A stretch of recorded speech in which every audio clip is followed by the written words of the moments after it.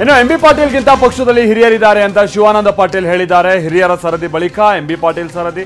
ನಾನು ಸಿಎಂ ಆಗಬೇಕು ಅಂತ ಕನಸಿನಲ್ಲೂ ಕೂಡ ನಾನು ಊಹಿಸಿಲ್ಲ. ಸೀನಿಯರ್ ಅನ್ನುವಂತ ಕಾರಣಕ್ಕಾಗಿ ಬೇರೆ ಬೇರೆಯವರಿಗೆ ಬಹಳಷ್ಟು ಅವಕಾಶಗಳು ಇದೆ ಅಂತ ಶಿವಾನಂದ ಪಾಟೀಲ್ ಕೌಂಟರ್ ಕೊಟ್ಟಿದ್ದಾರೆ. ಇನ್ನು ಸತೀಶ್ ಜಾರಕಿಹೊಳಿಗಿಂತಲೂ ನಾನ್ ಸೀನಿಯರ್ ಅಂತ ಎಂಬಿ ಪಾಟೀಲ್ ಹೇಳಿದ್ದಾರೆ. ಈಗ ಸಿಎಂ ಕುರ್ಚಿ ಇನ್ನೂ ಕೂಡ ಖಾಲಿ ಇಲ್ಲ. ಮುಂದೊಂದಿನ ನಾನು ಸಿಎಂ ಆಗ್ತೀನಿ ಅಂದಿದ್ದೆ. ಸಿಎಂ ಆಗೋ ಆಸೆ ಇದೆ, ಆದ್ರೆ ದುರಾಸೆ ಇಲ್ಲ ಅಂದಿದ್ದಾರೆ. ಎಲ್ರಿಗೂ ಸಿಎಂ ಆಗೋ ಆಸೆ ಇದ್ದೇ ಇರುತ್ತೆ. ನಾನು ಸಿಎಂ ಆಗೋದು ಮುಂದೆ ನೋಡೋಣ ಅಂತ ಸಚಿವ ಸತೀಶ್ ಜಾರಕಿಹೊಳಿ ಹೇಳಿದ್ದಾರೆ. ಸಿಎಂ ಬಗ್ಗೆ ಚರ್ಚೆ ಆಗ್ತಾ ಇದೆ ಅಷ್ಟೇ, ಬದಲಾವಣೆ ಇಲ್ಲ ಅಂತ ಹೇಳಿದ್ದಾರೆ.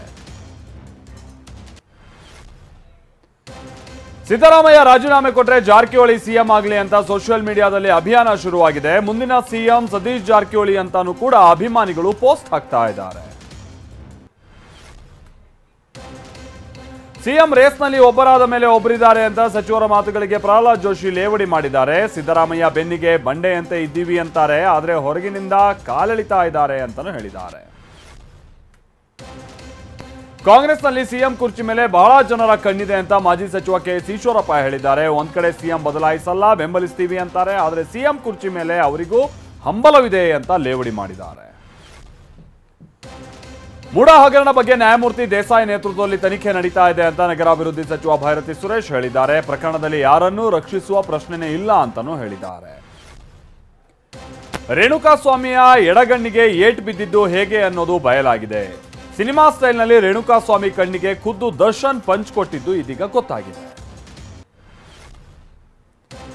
ಹೆಡ್ ಕಾನ್ಸ್ಟೇಬಲ್ ಮೇಲೆ ಲೈಂಗಿಕ ದೌರ್ಜನ್ಯ, ಜಾತಿ ನಿಂದನೆ ಕೇಸ್ ದಾಖಲಾಗಿದೆ. ಶಿವಮೊಗ್ಗ ಜಿಲ್ಲೆ ರಿಪ್ಪನ್ಪೇಟೆ ಠಾಣೆ ಹೆಡ್ ಕಾನ್ಸ್ಟೇಬಲ್ ಎಎನ್ ರಾಘವೇಂದ್ರ ವಿರುದ್ಧ ಶೈಲಜಾ ಅನ್ನೋರು ದೂರನ್ನ ದಾಖಲಿಸಿದ್ದಾರೆ. ಇತ್ತ ಶೈಲಜಾ ವಿರುದ್ಧ ಹನಿ ಟ್ರ್ಯಾಪ್ ಕೂಡ ಆರೋಪ ಕೇಳಿಬಂದಿದೆ.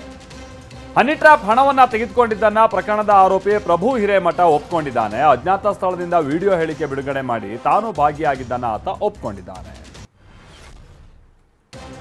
ಇನ್ನು ಬೆಳಗಾವಿಯಲ್ಲಿ ಯುವತಿಯರೇ ಎಚ್ಚರವಾಗಿರಿ, ಸ್ವಲ್ಪ ಯಾಮಾರಿದ್ರು ಬೆತ್ತಲೆಯಾಗಿಸಿ ಹಣಕ್ಕೆ ಡಿಮಾಂಡ್ ಮಾಡೋ ಗ್ಯಾಂಗ್ ಆಕ್ಟಿವ್ ಆಗಿದೆ. ಈ ಸಂಬಂಧ ಬೆಳಗಾವಿಯ ಸಿಇಎನ್ ಠಾಣೆ ಅಂತ ಅಂದ್ರೆ ಸೆನ್ ಠಾಣೆಯಲ್ಲಿ 3 ಕೇಸ್ಗಳು ದಾಖಲಾಗಿದೆ.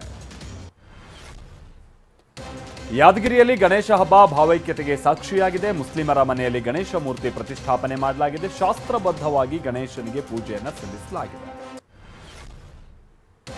ರಾಯಚೂರು ಜಿಲ್ಲೆಯಾದ್ಯಂತ ಸುರಿದ ನಿರಂತರ ಮಳೆಗೆ ಅಪಾರ ಪ್ರಮಾಣದ ಬೆಳೆ ಹಾನಿಯಾಗಿದೆ.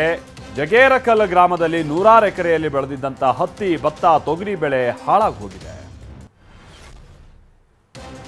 ಕಲಬುರಗಿ ಜಿಲ್ಲೆಯಲ್ಲೂ ತಡರಾತ್ರಿ ಮಳೆ ಸುರಿದಿದೆ. ಗಣಗಾಪುರ ದತ್ತಾತ್ರೇಯ ದೇವಸ್ಥಾನದ ಮುಂಭಾಗ ಮಳೆ ಮತ್ತು ಚರಂಡಿ ನೀರು ನಿಂತು ಭಕ್ತಾದಿಗಳು ಪರದಾಡುವಂತಾಗಿದೆ. ಚಿತ್ರದುರ್ಗದ ಹಿರಿಯ ವೈದ್ಯ ಶ್ರೀನಿವಾಸ್ ಶೆಟ್ಟಿ ಅವರ ಬಳಿ 1.5 ಕೋಟಿ ರೂಪಾಯಿ ಪಡೆದು ವಂಚಿಸಿದ್ದಂತ ಇಬ್ಬರನ್ನ ಚಿತ್ರದುರ್ಗದ ಸೆನ್ ಠಾಣಾ ಪೊಲೀಸರು ಬಂಧಿಸಿದ್ದಾರೆ. ಬಂಧಿತರ ಖಾತೆಯಲ್ಲಿದ್ದ 16,89,000 ರೂಪಾಯಿ ಹಣವನ್ನ ಫ್ರೀಸ್ ಮಾಡಲಾಗಿದೆ. ದೆಹಲಿಯ ಹಲವೆಡೆ ಬೆಳಗಿನಿಂದಲೇ ಭಾರೀ ಮಳೆಯಾಗಿದ್ದು ಮುಂಡ್ಕಾ ಪ್ರದೇಶದಲ್ಲಿ ರಸ್ತೆಗಳು ಜಲಾವೃತವಾಗಿದೆ. ಹೊಳೆಯಂತಾದ ರಸ್ತೆಯಲ್ಲೇ ವಾಹನ ಸವಾರರು ಪರದಾಡುವಂತಾಗಿದೆ. ಲೋಕಸಭಾ ವಿಪಕ್ಷ ನಾಯಕ ರಾಹುಲ್ ಗಾಂಧಿ ಇವತ್ತಿನಿಂದ 3 ದಿನಗಳ ಕಾಲ ಅಮೆರಿಕ ಪ್ರವಾಸದಲ್ಲಿದ್ದಾರೆ. ಇವತ್ತು ಅಮೆರಿಕದ ಟೆಕ್ಸಾಸ್ನ ಡಲ್ಲಾಸ್ಗೆ ಭೇಟಿ ನೀಡಿದಂತ ರಾಹುಲ್ ಗಾಂಧಿಗೆ ಅಲ್ಲಿನ ಭಾರತೀಯರು ಅದ್ದೂರಿ ಸ್ವಾಗತವನ್ನು ಕೋರಿದ್ದಾರೆ. ಬಾಲಿವುಡ್ ಬೆಡಗಿ ದೀಪಿಕಾ ಪಡುಕೋಣೆ ಇವತ್ತು ಹೆಣ್ಣು ಮಗುವಿಗೆ ಜನ್ಮ ನೀಡಿದ್ದಾರೆ. ನಿನ್ನೆ ಸಂಜೆ ದೀಪಿಕಾ ಮುಂಬೈನ ರಿಲಯನ್ಸ್ ಫೌಂಡೇಶನ್ನ ಆಸ್ಪತ್ರೆಗೆ ದಾಖಲಾಗಿದ್ದರು. ಇಂಗ್ಲೆಂಡ್ ಮತ್ತು ಶ್ರೀಲಂಕಾ ನಡುವಿನ ಟೆಸ್ಟ್ ಸರಣಿಯ ನಡುವೆ ಆಲ್ರೌಂಡರ್ ಮೊಯಿನ್ ಅಲಿ ಅಂತಾರಾಷ್ಟ್ರೀಯ ಕ್ರಿಕೆಟ್ಗೆ ನಿವೃತ್ತಿಯನ್ನ ಘೋಷಿಸಿದ್ದಾರೆ.